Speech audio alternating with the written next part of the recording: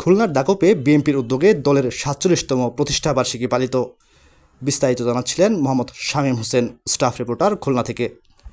বাংলাদেশ জাতীয়তাবাদী দল বিএনপির ৪৭তম প্রতিষ্ঠাবার্ষিকী পালন উপলক্ষে দাকুপ উপজেলা ও চাল্লা পৌরসভা বিএনপির উদ্যোগে বর্ণাঢ্য র্যালি ও আলোচনা সভা অনুষ্ঠিত হয়।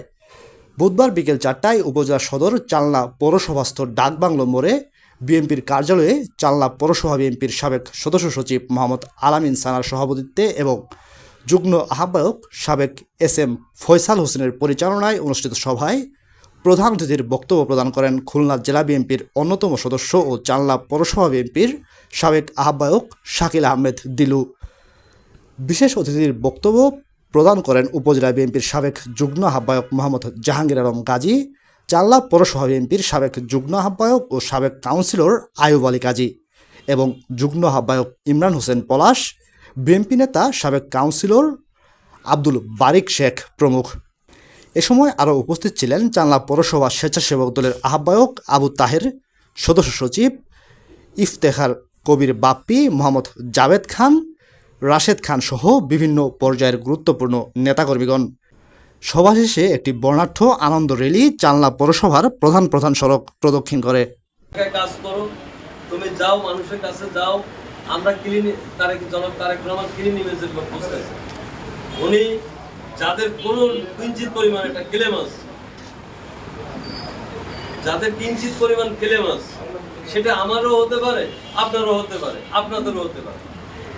তাদেরকে আমাদের এই দলে সম্পৃক্ত করব না।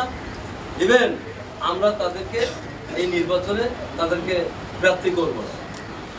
তখনই উনি সিগন্যাল পেয়ে আর কি উনি ভাইকে আমার গোলাম নেতা দলু ভাই কিন্তু সব প্রোগ্রামে আমরা দেখি না, যেটা সত্য কথা ওটা কিন্তু বলতে হবে। তাই কেউ যে এইখানে কাদের গ্রহণযোগ্যতা আছে, এখানে ক্যান্ডিডেট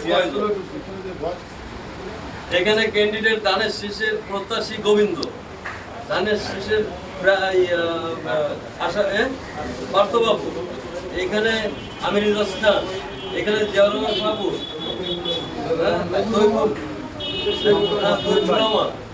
আর কেউ আছে শামীম কবির, ওই মাঝে মাঝে উকি দেয় আবার এইরকম। তো এর মধ্যে আপনার এই যে মানে এই যে তথ্য যারা সংগ্রহ করতেছে, এই তথ্য সংগ্রহের কাছে সাধারণ মানুষের কাছে হাটে ঘাটে এনারা কিন্তু এই তথ্য সংগ্রহ করে, এই তথ্য সংগ্রহ করে তারপরেই কিনা একটা ডিসিশন নেবে যে এর মধ্যে গ্রহণযোগ্যতা কার বেশি কার কম।